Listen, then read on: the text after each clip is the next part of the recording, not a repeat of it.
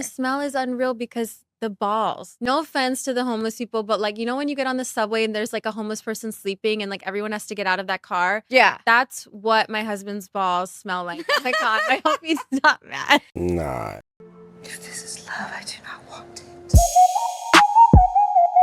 If you watch enough of a creator's content, it feels inevitable that they'll introduce their audience to their family or something like that, you know, something that helps them create more content. Usually they start off slow with something tame like a dog or a cat, and their audience forms some parasocial relationship with the dog, like, hey, how's Fido doing?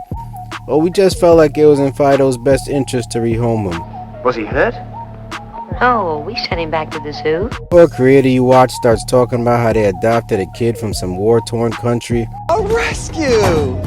Adorable. Their fans notice that they haven't mentioned the new kid in a while, then the creator is forced to put out some ill-received explanation about why the kid had to go. Was he hurt? Oh, we sent him back to the zoo. Even now, with your favorite comedians or podcasters, they're intertwining their spouses into their businesses. Hey, you guys love me so much, you should meet my wife. Well, I don't want to meet her. In some cases, their significant other actually adds to the experience. You don't hate when they show up on the screen. In other cases, their significant other doesn't add anything to the brand. It just feels like they wanted to do it because their husband was doing it. And in some high-profile cases, something bad happens because the couple works together, and now they're both out of a job.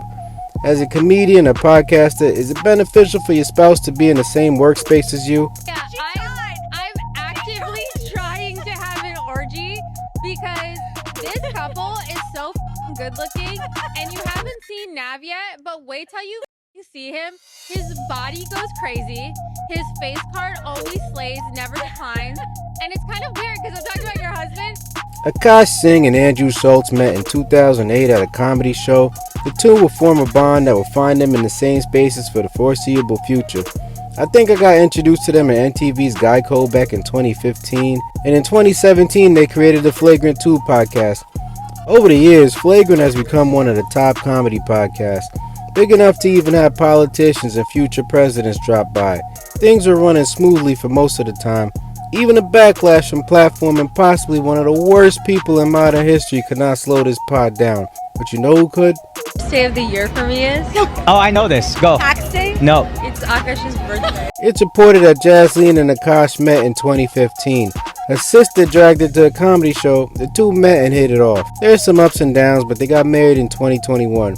At this point, the Flagrant podcast was booming. For some reason, Jaslene starts to try her hand in podcasting and starts the main character podcast. Smell is unreal because the balls. No offense to the homeless people, but like, you know, when you get on the subway and there's like a homeless person sleeping and like everyone has to get out of that car? Yeah. That's what my husband's balls smell like. Oh my God.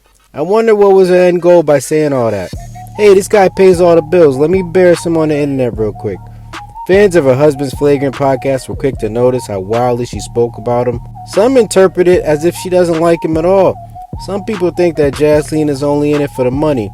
And posts like these don't help refute these claims at all. Any man that doesn't want to have a joint bank account or isn't being transparent with his account, that's a fucking red flag. His money is our money and my money is my money. The situation appears to be affecting Akaash, and his audience seems to notice. Eventually, Jaslene is invited to the Flagrant podcast to clear up some of the rumors and address the allegations. She says that it's all just a misunderstanding. Akaash's co-host and friend of 20 years, Andrew Schultz, even tried to clear her name on the Brilliant Idiots podcast. He says she's a good girl, you know, just a misunderstanding, etc., etc. You know, all the things you would say when your friend asks you to vouch for his wife. Then he and his fellow co-host Charlemagne put out a PSA for all the future podcast wives out there. Can I say what I want to say? Of course! This is what Brilliant Idiots is about! All I want to say is simply this. Keep your wife off the internet!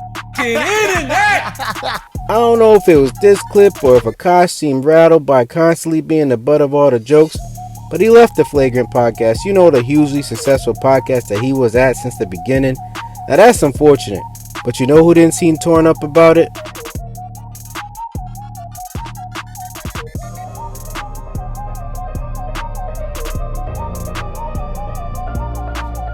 I've seen a lot of her clips and it's always sounding like she's kind of joking, but this clip doesn't seem like a joke at all. It's kind of messed up, to be honest. These dudes were friends for almost 2 decades. They got a successful podcast doing numbers, paying their bills. She started potting and now her man's just lost the bag. A lucrative avenue for revenue. Maybe Andrew and Charlamagne was right about keeping your wife off the internet.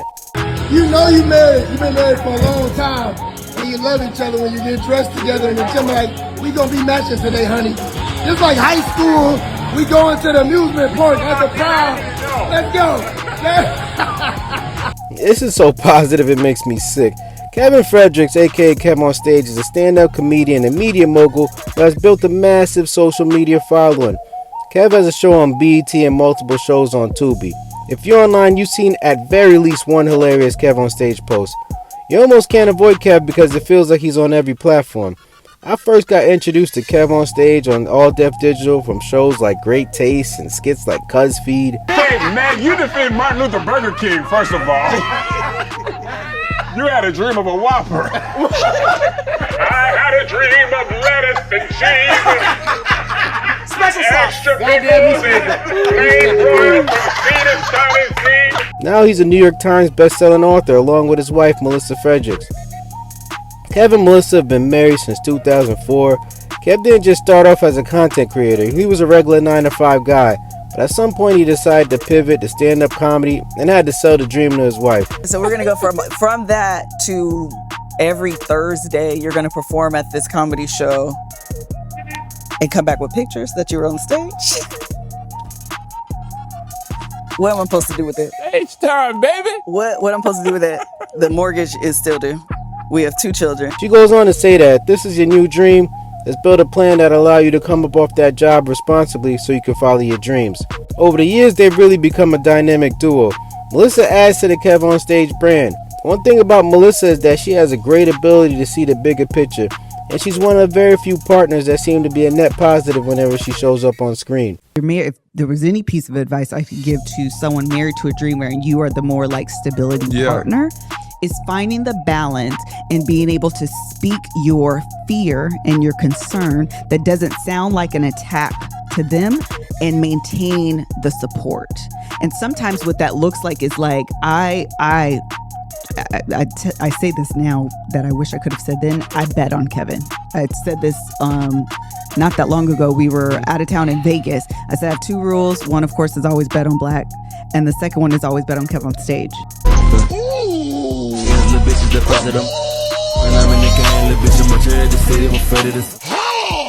Sometimes when I'm watching one of my favorite podcasters and someone that isn't them is talking too long, I'm like, alright now, you've had your 3 minutes, let's hand the mic back to the people I subscribe to.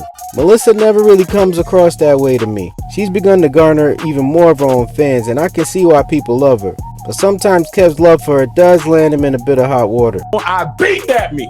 Okay. I beat that meat. I don't think anybody was wondering how you felt about it. No, we go get it all out. Nobody was wondering that meat get beat. What you know? When I'm on, no, Angel. When I'm on the road, especially, I be beating it. I beat it. If I'm gonna be gone from this 4, 5, 6, 7 days, I say I'll be beating it. Let's talk about it. If you gonna clip me, let's get it all on the table now. No, we don't want that on the table. There was way too much information. Now that clip isn't really crazy, but Kev's large Christian fan base had a problem with it. See, Kev's mostly a clean comedian, and adding Christian themes like having a wife and having a family helped his career. Sometimes he gets a little wild and talks about how he enjoys his wife a little bit too much.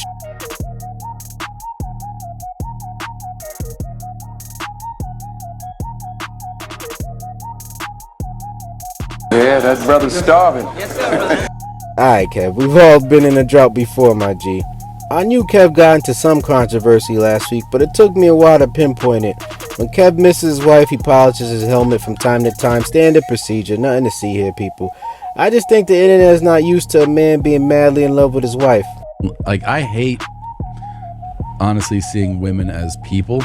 Yeah. Because I've never really thought of them that way. Well, they're kind of stupid, right? Yeah, and also it's like, you know, you guys were kind of made for one thing and one thing only, I feel like. What's that? I think it's pretty obvious. I think three cooking, cleaning. And those are, I'm not really one of those guys.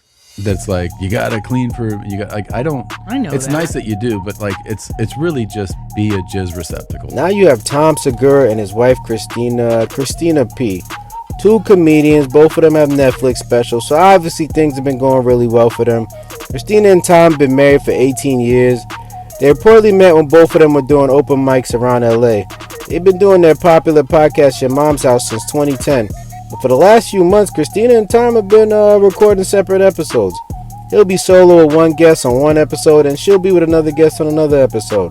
Christine's on the road this week. She's doing shows, stand-up comedy shows, and so she's not here today. It's me, Christina P. Tom is out of town, and I have taken over. A sick kid at the house, so Christina's not here today. Hello, welcome to Your Mom's House. I'm Christina P. This is Duncan Trussell. Hello. Tom's not here. Fear not, everyone. Christine and I have been recording separate episodes. Oh, great. Yes.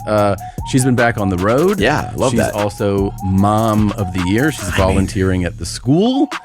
Cool. It's very crazy. I would never do that. There's always some reason, a family issue for why they can't pod together. Yeah, that family issue is divorce.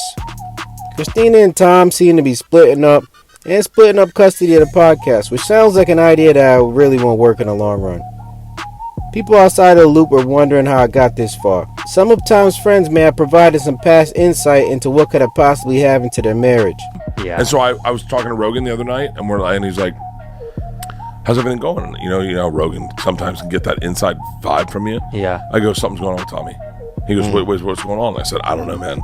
I can't track it, but he's not coming to my premiere." And Rogan's like, "Whoa, he's not coming to your premiere?" And I was like, "Dude." And then you know how like sometimes you sell your buddies under the bus. I was like, he was in Europe for 40 days. He only had like 10 shows. Like, what's going on? Yeah. And then he's like, "Wait, what do you think's going on?" I go, "I think he's cheating on Christina." He's got a wife over there now. Yeah, and he's then got that like, Swedish wife. And then he's like, and I go, "He's looking good. He's in great shape. He's wearing Gucci everywhere. He's got Rolexes, Porsches." Gossip aside, the strength that it takes to have comedian friends is unfathomable. Tom's man Bert is allegedly alluding that Tom is a scumbag. I know Tom and Bert have their own podcast and are possibly close friends, but saying this about your mans on a podcast is crazy. And regardless if it is true or not, there has to be some kind of boundaries. This is a great pivot. What would Christina after Tom? Yeah. So wait, now here's the deal. Okay. Remember, I'm she's trying to into think. fat guys. That's who she married. A fat guy. And then he's lost the weight. Yeah. And he's unrelatable now. And for my son, totally unrelated. There we go. Are we going to be real or not? Yeah. I can understand why Andrew Schultz and Charlamagne said what they said. I don't think I could tolerate my man's lining up my wife like this. Everything is jokes with these people. If this is a normal friendship, I guess I'm a little bit too sensitive. Can I tell you something? Sometimes I think, Yeah. and this is a really warped thought that I have with you, Yeah. because you love these ladies of the porn so much. I don't love them so that much. You're already, maybe if I did a porn, maybe you would love me more. Is that Jesus accurate? Christ, what a sad thought. Having a very famous spouse while going through a divorce has to be a nightmare. Just look at Christina P's comment section on anything she's posted recently. Some of the comments are nice, and that's cool and all, but the other ones... And if it's not just under Christina P's post, Tom is probably going to have negative comments about his divorce under his post for the next few years. Obviously, that's not Christina's fault. Tom might have something to do with why some people like to troll him, especially when he makes these kind of jokes. Christina had cancer. And also, we didn't talk about that. I've been practicing my... Where you pretend to be sad if I die. Do like, oh, your wife is dead. What? No.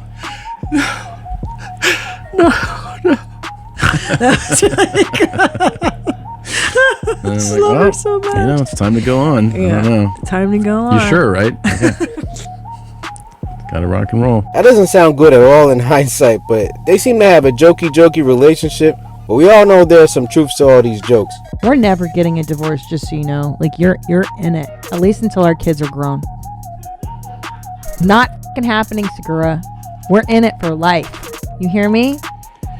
So, I am not doing this to my kids. Ever. You hear me? What do we do? They're not What do we do becoming if there's stand-ups. problems? Pretend like we're not. Oh my God. Pretend like we're happy forever. Well, you better start 20 eating my years. scrum. Chris, I'm afraid I've got bad news. Man, it looks like she was pleading to him on this one. Somebody get these beggars out of here! One thing about these public podcast relationships is that people can dissect the episodes and see every moment the relationship started to go left. Like episode 45, Tom said blah blah blah, you know, kind of like what I'm doing now. Here's another flag that I had.